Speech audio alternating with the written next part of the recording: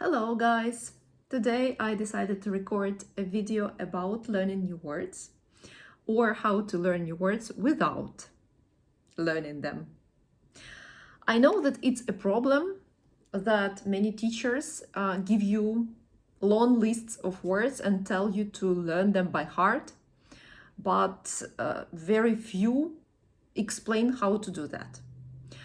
I decided to share my experience first, then to tell you what I think about it, to share my opinion, and then we can come up with some ideas what you can do. And I promise not to tell you some things that you can hear everywhere, like use stickers or write down your words in a vocabulary, in a notebook or something like that. So, talking about my personal experience, I started learning English, which was my first foreign language that I learned, when I was 6 or 7 years old. No, probably 6, because I was 6 when I started my school studying, and I went to the first grade when I was 6. And we had English lessons from the very first year. And what we did was basically the same as most Ukrainian school children do.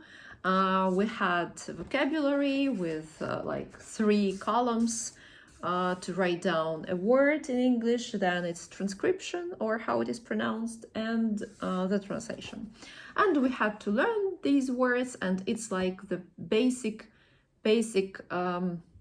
method of learning, when you just close one part of the page and you look at the translation and you try to recall the word, and vice versa, and then you ask somebody to say this word in your language and you write it down, then you check, and it goes like this.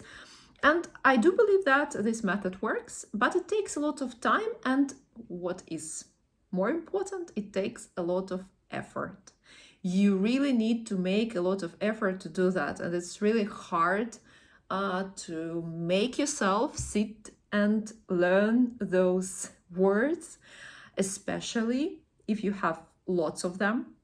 And of course, when you start, you have like 10 or 20 words, it's easier to go through them again and again. But when this list is really long, and if it takes a few pages and a few hours to read them all, of course, nobody will do that. And what is even worse is that you can forget a lot of words, and you do forget when you don't repeat them regularly. That's why many people ask this question, what I can do to learn, remember so many words in another language. Now I want to offer you to think about your own native language, your first language that you speak every day, and how you learned it. Do you remember anything similar? Do you remember how you sat down as a child and tried to remember, okay, this is a pen, or this is a notebook, that is a glass, this is a window? No, we didn't do that. We just heard the words, and I believe that when we heard them for the first time, we didn't remember them. But when our parents repeated the same words again and again, we remembered that this thing is called a window, and gradually we started producing these words ourselves. We started to say some very simple things like give me, or I don't want, or no, yes. Yeah, we started with very simple words as children. And you may be surprised to find out that the same happens when you are learning a new language. First, you need to hear the same words many times. And when you hear the words again and again, especially in different contexts, your brain does the work itself. It absorbs these words and it creates connections between words that are already inside of your memory. So it connects this new word to some other words that this word is usually used with, that usually go around, go together with this word. And it connects it with different pictures. It can connect this word to its translation in your native language. And these neurological links are very important because our brain develops, improves when it creates these new combinations. And to remember a word, you just need to repeat it or to hear it or to see it many, many times in different contexts to be able to be connected to different other things in your memory. It happens if you repeat the word, but you need to do it many, many times, because when you repeat the word, you usually do it separately, like this word isn't connected to other words, or it is connected to the translation, and that's it. But when you hear this word in different contexts, for example, if you watch a lot of videos, or if you listen to people who are speaking in the language that you are learning, or when you are listening to some stories and you hear the same words, they keep storing inside your head. And in some time, when you need this word and when this word is connected to the picture or to the idea of this object or thing in your head, it appears in your head automatically. You don't need to push, like to try hard to remember it. No, if you learn naturally, it will appear automatically when you need it. I also like this example when I explain to my beginner students how our memory and how our productive skills work. I offer them to imagine a glass, let's say a glass of water, and at the beginning, when they just start learning a new language, this glass is empty.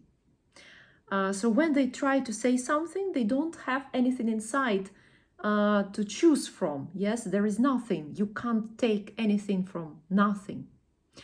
But when you listen to the language, it's like you are pouring some liquid, pouring some water into the glass, or putting some, some things, some stones into the glass. And this liquid needs time to fill the glass. So at the beginning, it's just a little bit of it. But then it is more, it's more. But when it's just a little bit, you still can't take it out easily. You can't do it quickly. Yes, it's somewhere, you have something in your head, but not enough to be able to say everything that you want. And what happens in time? When you have enough and when your glass starts to be full, this liquid starts to pour out of the glass itself. And this happens when a student suddenly starts to speak after a while, like after some time of learning the language. And I notice that very often. I see how people who come with very little knowledge or no knowledge at all, and who couldn't speak for a very long time, they just listened, they just reacted somehow, or they could respond only in their native language, and it's fine. I usually say that in our first meeting, that if you can't answer in English, it's okay. If you understand me, I will speak English. But you can respond in any language of your choice.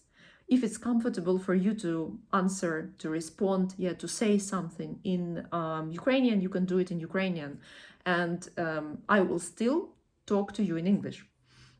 But when people can't respond in English for a long time, sometimes they get upset, they get disappointed, and sometimes they say something like, oh, maybe I'm not talented enough, or maybe it's not my cup of tea, like I'm not good at learning foreign languages.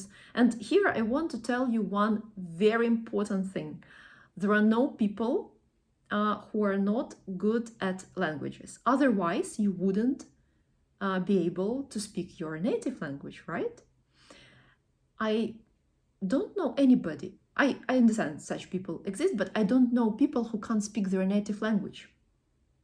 And we can speak it very well, right? We can express any idea.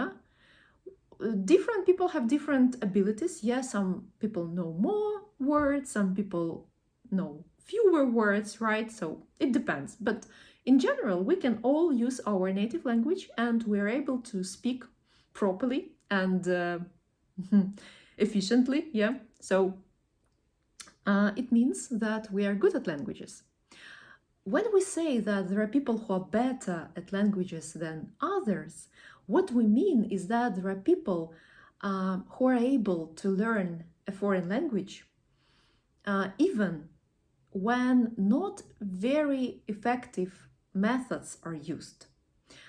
And as we know nowadays, in many state schools, well, I don't want to say many, maybe it's not true, but as far as I know, many teachers use not the most effective methods.